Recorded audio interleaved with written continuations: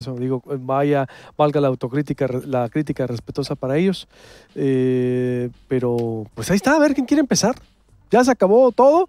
Es decir, no hay condiciones, dice Luis hace rato, para que se discuta en esta legislatura. No se ha acabado porque todavía no han sesionado y no han dicho que le aceptan a la gobernadora su propuesta. Ahorita que salgan, que entre el pleno y que digan que la gobernadora está proponiendo pararlo, pues sí, que digan, sí, está bien, lo paramos.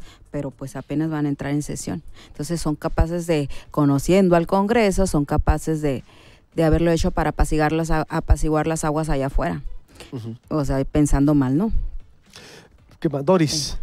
Y luego, a ver. Buenos días, perdón, es que estaba... Una pregunta a Cuitláhuac, hace un momento que me gustaría, Cuitláhuac, que tomáramos en algún momento. Y bueno, qué fortuna que tenemos aquí a un abogado para que nos pueda explicar y nos pueda dar más claridad sobre lo que estamos viendo. Mi comentario, Luis Alberto, yo quisiera enfocarlo a hacer una lectura política del momento que estamos viviendo, porque yo creo que esto, más allá del aspecto jurídico, del aspecto legal, que lo tiene, por supuesto, aquí hay una lectura política muy clara. Y la lectura política es que no están entendiendo la nueva realidad política del Estado y del país. Eso es lo que está sucediendo en ese momento.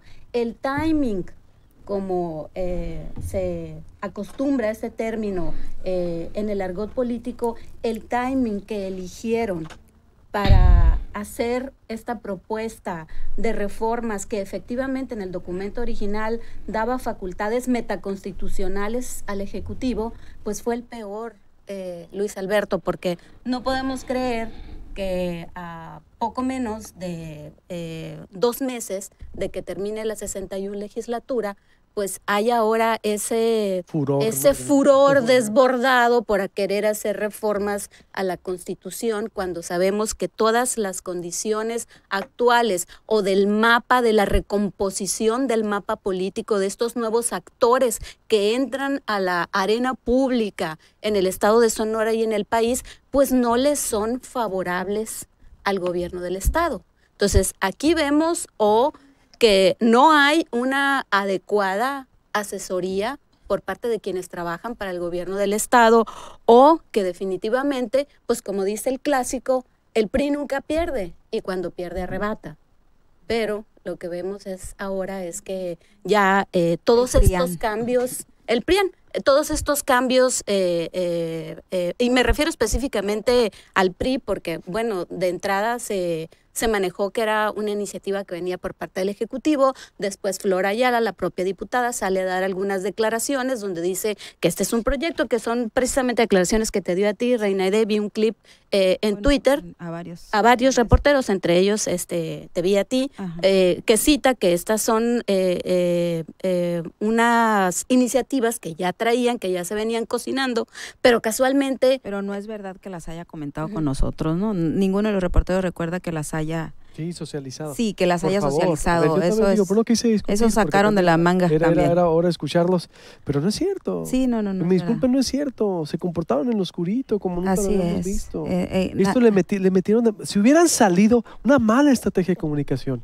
Porque si le vas a reversa, hubiera salido a debatirlo, a salir a ver la reforma, porque yo también creo que pues tampoco Morena puede pasar por encima de la gobernadora y del Estado. Antes de que entre pero no tenías que hacerlo así, tampoco, no así. Pero ¿dónde están los buenos oficios políticos de Palacio? Ya. Oye, antes de que entre aquí a explicarnos lo de la ley. Mira, los buenos oficios de Palacio son órdenes de aprehensión, fabricación de delitos y mano dura. Pero ni tan buenos oficios, porque les ha salido. Nótese la ironía. Antes de que empiece el abogado, déjame decir que todo buen político sabe que la forma es fondo, y aquí se desbocaron y se fueron a hacer algo que fíjate que yo también coincido que trae cosas buenas esta propuesta. Pues por eso lo hubieran defendido. Pero también en la exposición de motivos, a reserva de que aquí el abogado me corrija, menciona que hay un artículo 79 que le da facultades a la gobernadora, al Ejecutivo, para hacer leyes, y la palabra dice pronta y no sé qué palabra utiliza así muy específica, y a mí se me hace hasta cínico porque lleva 3 años. lleva 3 años y la palabra que menciona es promulgar sin demora las leyes y decretos. O sea, lleva 3 años esta ley que bien la pudo haber, que se hubiera aventado incluso hasta un día si la hubiera hecho en su primer año de gobierno. Yo creo que le hubiera dado muchos créditos, bueno, ya con las adecuaciones que le han hecho, pero también pienso que trae para darle un poder absoluto, bueno, no absoluto, pero sí un poder por encima del Congreso, a reserva que lo diga aquí el abogado. Pretende manipular la administración del Congreso para que no muevan directivos, o sea, garantizar, sobre todo en el transitorio. Menciona ahí que querían, ¿verdad? Que esos beneficios te van a quedar a los que ya están, pues te voy a dejar a los míos y ya 5, 6 años ya que yo salga de aquí, tú puedes cambiarlos, que ya ni les habría tocado a ellos. Pero aquí el abogado que nos diga. ¿Cómo ves? Desde Montesquieu a la fecha, ¿no? Efectivamente, precisamente en el contexto de la teoría política liberal, se generó en una obra de Carlos Luis, el Barón de Montesquieu, esta idea de la separación de poderes. El Estado lo definía Montesquieu en aquel libro que se llamó El espíritu de las leyes, como una entidad a través de la cual se realizaban finalmente los objetivos finales de la sociedad política, que era precisamente un contexto adecuado para el buen desarrollo de la persona. No hay que soslayar que ya en ese momento la persona tenía un valor concreto, un valor específico, un valor de sí y ante sí, de tal suerte que en ese nuevo contexto de la modernidad empezamos nosotros a construir el Estado liberal. Ese Estado liberal fue ideado con un propósito muy concreto: no limitar las libertades políticas y civiles de la ciudadanía, del ciudadano, de esa entidad individual con ese valor concreto. Bueno, en ese contexto entonces empezamos nosotros a construir este Estado con una división de poderes que tenía un objetivo. La división de poderes no solamente era que se le dé un ámbito de competencia concreto, es decir, la especialización en el ejercicio del poder público. Era también la necesidad de establecer un sistema de control. Ese sistema de control se decanta a través de los pesos que cada uno de ellos tiene en las facultades y los contrapesos que significa el ejercicio de ese peso. Me voy a poner un ejemplo muy concreto. El Poder Judicial de la Federación, en el contexto constitucional mexicano, por ejemplo, tiene capacidad de nulificar los actos de cualquier autoridad, incluyendo el Congreso, incluyendo el presidente de la República y cualquier secretario de Estado o de alguna entidad federativa, a través de 3 instrumentos que la Constitución le otorga. 1, el juicio de amparo. 2, la acción de inconstitucionalidad y la controversia constitucional. Sí. A través de ellos, ese poder puede nulificar los actos de esas autoridades. ¿Cuándo se da ello? Cuando esos actos implican un menoscabo a los principios que la Constitución contempla. Lo mismo pasa con los otros poderes. En el caso, por ejemplo, del Poder Legislativo, tiene en las leyes de amnistía la capacidad de nulificar acciones tanto del Ejecutivo como del Judicial. Sentencias dictadas. Hay que acordarse de la época de la guerrilla en México. Muchos ya no se acuerdan de eso, pero la pacificación del país en los años 70 se debió precisamente a un número muy grande de cambios a nivel del sistema político electoral, pero finalmente se culminaba con una ley de amnistía en la que aquel que se acogía a esa ley de amnistía podía finalmente integrarse a la vida cívica. Así, de esa manera se logró finalmente la pacificación del país en los 70. Muchos ya no se acuerdan de eso. Bueno, la cuestión es de que en el caso particular del Poder Ejecutivo, tiene en el veto una de sus facultades que permite precisamente equilibrar si el proceso legislativo tiene lesiones a principios constitucionales, esa ley que se aprobó por el legislativo puede ser vetada por el titular del Poder Ejecutivo. ¿Eso le permite qué? Le permite que a la Constitución del país se le proteja de diferentes ángulos. En el caso del Ejecutivo tiene en el veto precisamente el instrumento a través del cual él está velando, porque es su obligación, está velando porque las leyes que tiene que promulgar del Congreso sean leyes que sean funcionales, por un lado, y por el otro, y esto es muy importante, que estén acorde a los principios que la Constitución contempla. de tal manera que cada uno de los tres poderes tiene dentro de sus facultades un ámbito de competencia que permite el escrutinio de las acciones de todos los poderes y tienen un objetivo, que todos los actos del Estado mexicano estén dentro del marco de los principios constitucionales. Si no está así, entonces cada uno de ellos, con el ámbito de competencia que la propia Constitución le prevé, tiene la facultad de nulificarlos de una manera parcial o total. En el caso del veto, por ejemplo, no es algo nuevo, es algo que ya está dentro de nuestra historia constitucional, lo tiene el presidente de la República, lo tiene también los titulares de los poderes ejecutivos de los estados. Actualmente lo tiene también la gobernadora. Actualmente lo tiene. Pero ¿cuáles son los alcances del actual veto y lo que le querían dar, por ejemplo? ¿Era una desproporción lo que le iban a dar?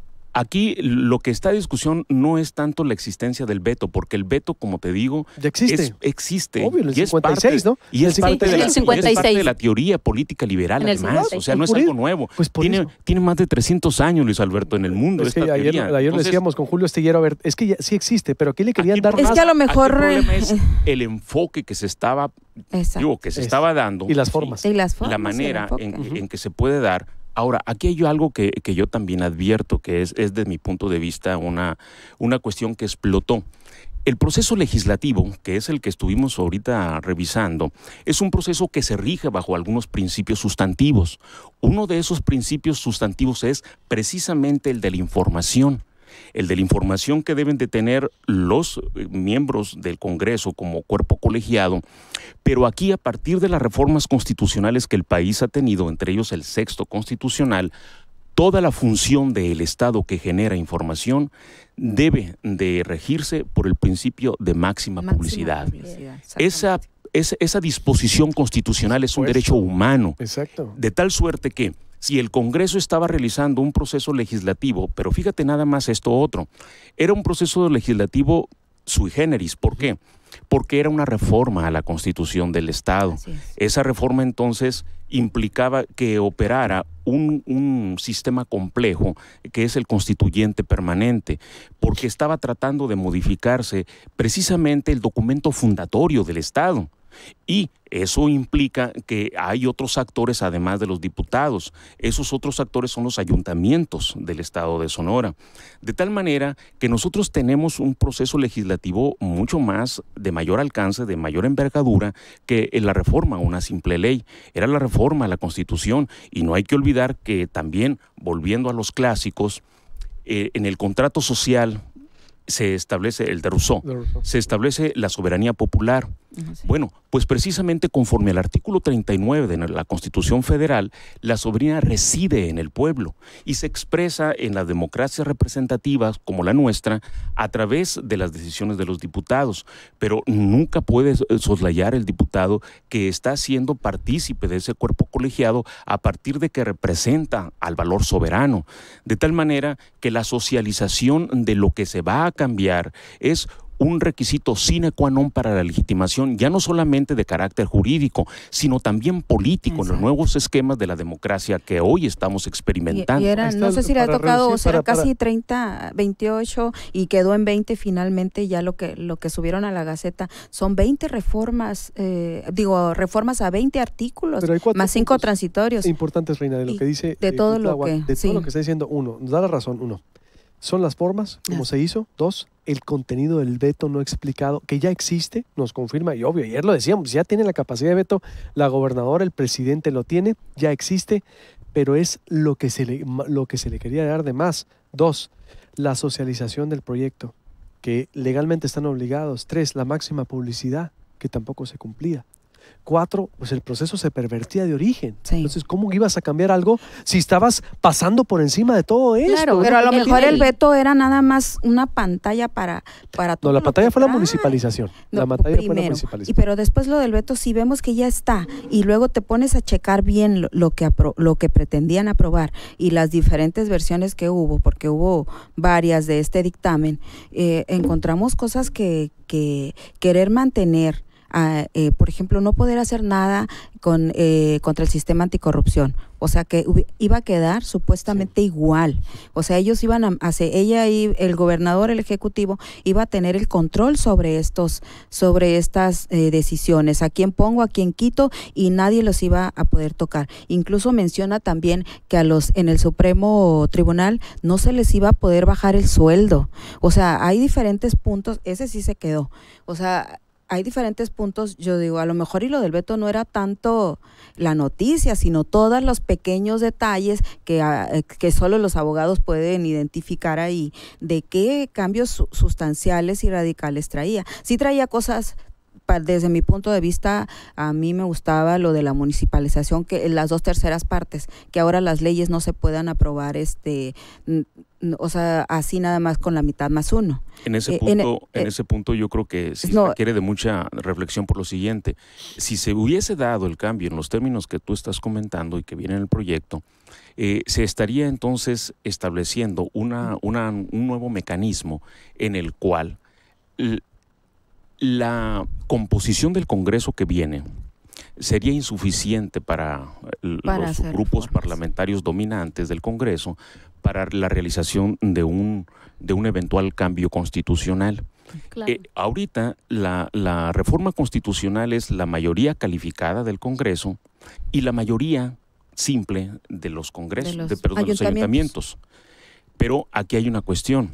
La mayoría simple lo puede obtener, en este caso, la próxima legislatura. Sí. El partido político que va a dominar la próxima legislatura. Si se ampliara a los 2/3 partes los municipios, entonces ya no lo podría hacer, que era, creo yo, el propósito. Que era el propósito. Pero aquí hay una cuestión. La gran mayoría de los ayuntamientos serranos de la sierra son del PRI, con muy pocos habitantes. O sea, Morena tiene los principales. Morena tenía los más grandes. Son 20, 19. Pero ¿qué crees? Los casi 1,000,000 de habitantes de Hermosillo valdría lo mismo que los habitantes de Soyopa. De 1,000. Sí, que son 1,000 personas. Ajá. Entonces, ¿En qué criterio? ¿En el sistema de contrapeso? Para voto. Para voto. Para una constitución, una reforma constitucional. Bueno, sí. Entonces, ¿qué significaría? Que el ayuntamiento que nos representa al 1,000,000 de habitantes de Hermosillo, el temor, ¿sí? Valdría menos que el voto de las 1,000 personas que viven en Soyopa. Así es. Entonces, son esas cuestiones las que se deben de reflexionar, es decir, de no irnos de bruces.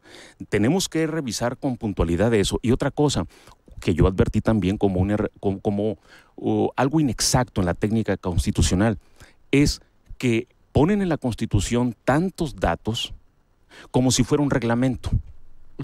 ¿Sí? En materia de la teoría constitucional, la Constitución prevé principios. Y un principio constitucional es eso, el inicio de algo. Es decir, los principios, por ejemplo, de democracia, de federalismo, etcétera, finalmente se desarrollan a través de las leyes secundarias. Claro. Y estas, a su vez, su operatividad se establecen en los reglamentos. De tal manera que si tú lees el proyecto, pareciera ser que a la Constitución le están metiendo tantos datos que parece una ley secundaria. Ese es un fenómeno en la legislación mexicana que en el mundo nos critican, porque si tú lees la Constitución norteamericana y lees la Constitución mexicana, te vas a dar cuenta del cúmulo tan grande de información que tiene nuestra Constitución. Tiene razón, ahí le detalla porque detalla demasiadas cosas. Sí, los puestos del Congreso, pero además del cuestiones Contralor, de del oficial mayor, que serían parte de una ley razón. orgánica, de una ley secundaria. Entonces, exacto, la técnica constitucional hay que cuidarla. ¿Por qué? Porque al momento de entrar al ejercicio de la interpretación de las cosas, de los documentos como este, es muy importante que se realice a través de una exposición en su texto que sea acorde al tipo de documento que es. Las constituciones deben de prever con nitidez los principios, pero se le debe de dejar a las leyes secundarias la realización de esos objetivos, de esos principios. Entonces, yo creo que también hay un problema en la técnica que se estaba utilizando para la formulación de esta iniciativa. Hay que tener mucho cuidado con eso, porque después terminamos haciendo documentos que no son a veces ni siquiera posible tener una interpretación unívoca de sus textos, y eso obviamente genera esas especulaciones que dañan la vida de la institucionalidad de un Estado como el nuestro. Sobre el derecho de veto, Luis Alberto, bueno, aquí Cuitláhuac, que es el especialista, pues sabe muy bien que en el artículo 72 de la Constitución es donde se establece el veto para el Ejecutivo, pero es el veto total y parcial. Recordemos que hay 3 tipos de vetos: el total, el parcial y el presupuestal. Dice aquí el documento que circuló que en la Constitución Política del Estado de Sonora no se hace referencia actualmente a si se trata de un veto total o parcial en la Constitución de Sonora. Esto en el artículo 56. Por ello, se sugiere hacer una serie de modificaciones donde se habla de reafirmar la libertad presupuestaria. Estaríamos hablando ya de un tercer veto. Lo que se ha negado, estaríamos hablando de un veto total, uno parcial y uno presupuestario también. Es lo que menciona Cuitláhuac, que metieron todos esos pequeños detalles así ahí, es, que deberían de estar en leyes orgánicas. Pero además, eso es lo que, esa es una de las versiones que repartieron ayer, que filtraron, pero ya finalmente en el documento que suben a la Gaceta no viene lo del veto, no está incluido lo del veto. Entonces, por eso yo pienso que era una cortina ahí para tapar otras cosas que sí van a pasar. Era lo oscurito, y eso fue el quemón. Es decir, las formas de cómo lo hicieron. Esto yo creo que pudieron haberlo defendido de frente. Viene Morena, y decirlo, viene Morena con mucho poder y tenemos que fortalecer, robustecer, tenemos que cuidar. Es válido. Pero no, o sea, es decir, aquí lo que se reclama, Luis Alberto, es un mayor nivel en 2 cosas. Uno, en el grado de complejidad, de funcionalidad y de pertinencia de lo que se propone. En segundo lugar, la forma en que se hace. Es decir, eso amerita un ejercicio de habilidades políticas que sube el nivel del debate, sube el nivel también de las prácticas políticas imperantes hasta este momento, y creo yo que el reto todavía está ahí presente. Es decir, la nueva configuración política del Estado amerita que el Ejecutivo realice esa interacción con la nueva circunstancia de una manera mucho más profesional, con mayores niveles de capacidades en todos los ámbitos, conocimientos y habilidades además. Entonces yo creo que esa asignatura queda pendiente y tiene todavía un tiempo para fortalecerse en ese rubro. Yo sí creo que podría ser esta una oportunidad, esta nueva composición, para que el Congreso logre una real independencia, una real autonomía respecto del Ejecutivo, porque no la tiene hasta hoy. Siempre ha sido servil del gobernador en turno. 3 años siempre de aliado. Siempre ha sido aliado, y lo hemos visto cómo compran a los diputados. De hecho, eso es una de los temores que hay ahorita, de que compren a los diputados que van a entrar de una o de otra manera, que los logren comprar, porque ha sido una práctica común.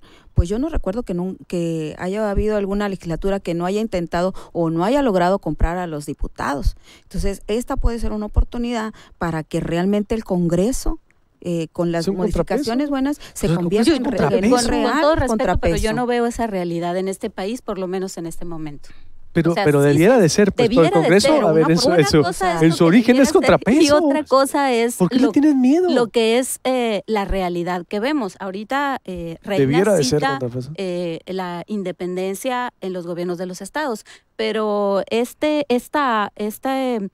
acuerdo, esta obediencia y a veces esta sumisión en muchos de los casos del legislativo con el ejecutivo, no solamente lo vemos en los estados, lo vemos también a nivel federal. ¿Qué es lo que va a pasar ahora? Y es uno de los riesgos de la concentración de poder que va a tener Morena. Es un gran reto entonces para Morena hacer hacer parecer realmente que habrá una separación de poderes y una autonomía y un respeto a esa separación que debe de haber entre el Ejecutivo y el Legislativo. Pero si no hay reglas claras, va a ser una guerra como lo vimos con Fox, un pleito de que a ver quién da más, a ver quién da menos y que te detengo de acá y te detengo de acá pero ese escenario es muy distinto en este momento. Fox tenía al Congreso en su contra. Acuérdense pues cuántas veces hablamos de la famosa parálisis legislativa. Por eso debería de tener yo creo que se están refiriendo a escenarios distintos. Son completamente distintos. Doris está hablando precisamente del ámbito federal. La historia política de los gobiernos divididos que iniciaron en 1997 en la segunda parte del gobierno de Cedillo. En el caso particular de Vicente Fox, él llega efectivamente como presidente, pero no tenía la mayoría en el Congreso. En el caso concreto de Andrés Manuel, va a tener la presidencia y la mayoría tanto en la Cámara de Diputados como en la Cámara de Senadores. En el caso del escenario sonorense es distinto. Va a ser una titular de un partido político y una mayoría de Morena en el Congreso del Estado. Eso supone entonces un mayor oficio político de los operadores que tenga la gobernadora para la interacción con el órgano colegiado, que tiene, como bien lo comenta Luis Alberto, el objeto del Congreso es el escrutinio de lo que hace el titular del Ejecutivo, en el ámbito tanto de las leyes, su operación, pero también para ayudar al Ejecutivo a cumplir con sus objetivos. Y además la revisión de las cuentas públicas. Entonces, no lo han hecho. Todas esas cuestiones son los objetivos del Estado. Así nace la Asamblea precisamente en la Francia revolucionaria. Claro, así lo establecía Condorcet primeramente y posteriormente Sieyès, de tal manera que en aquella época que se estaban construyendo los estados liberales con los gobiernos, con división de poderes, ya se estaba hablando de lo que nosotros ahorita, 200 años después, estamos apenas iniciando su ejercicio reflexivo. A ver, así está, y así está el parlamentarismo, ¿estás de acuerdo? El parlamentarismo así funciona, las mayorías coaligadas también van y hacen un voto de censura contra el presidente en turno, porque son contrapesos. Exactamente. ¿Por qué quieren? Eso es lo que aspiraríamos, un sistema parlamentario en este ¿Cuál es el pecado? A ver, ¿cuál es el pecado? Que Morena haya ganado, es la verdad, digo, que Morena haya ganado todo.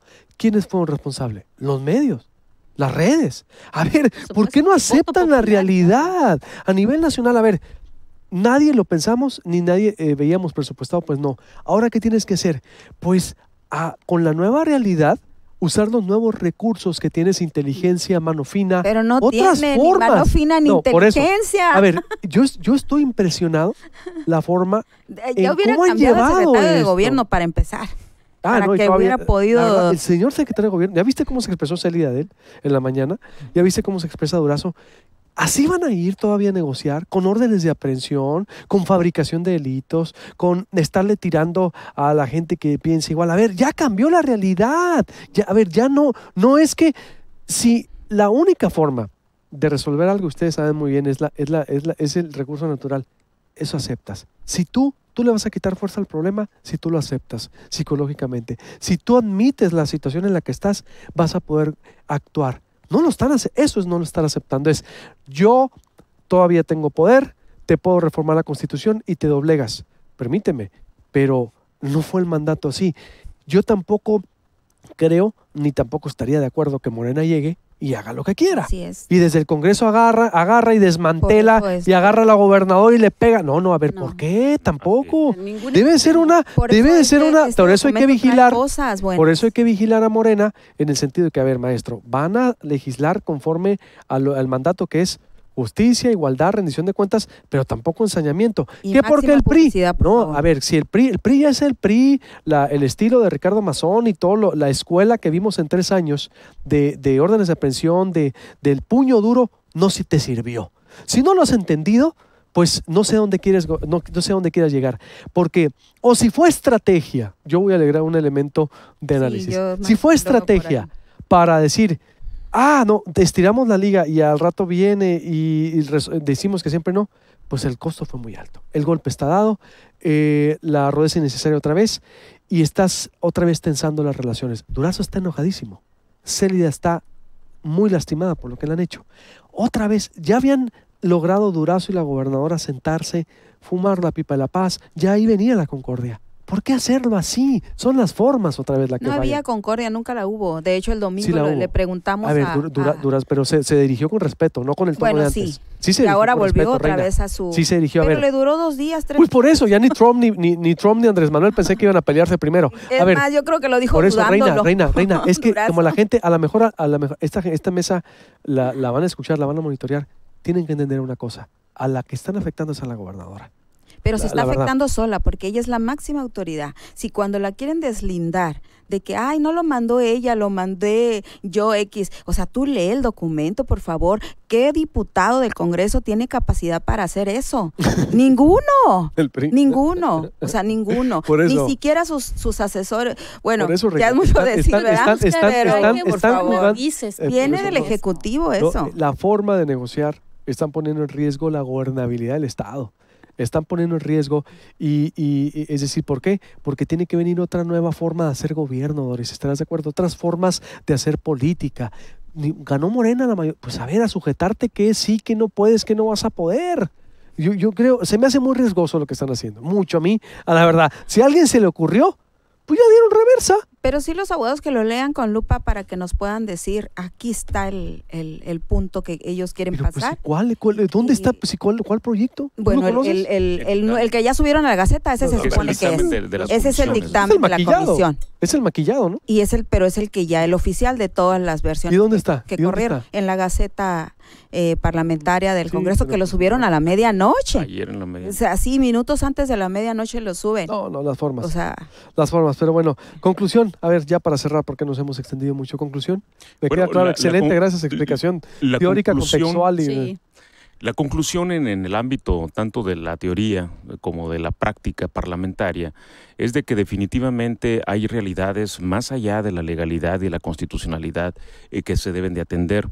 Y en ese marco de las nuevas realidades, de la manera en que el ciudadano mexicano y muy concretamente el sonorense se expresa, ya lo vimos el día de la elección, lo vimos el día de ayer y ahora, cómo está interactuando a través de todas las herramientas que la tecnología le permite, pero además tenemos una sociedad mucho más informada, una sociedad más crítica, una sociedad que tampoco le apuesta a irse al abismo, porque también tenemos ya un grado de prudencia que no estaba presente en otros momentos políticos de nuestra vida nacional.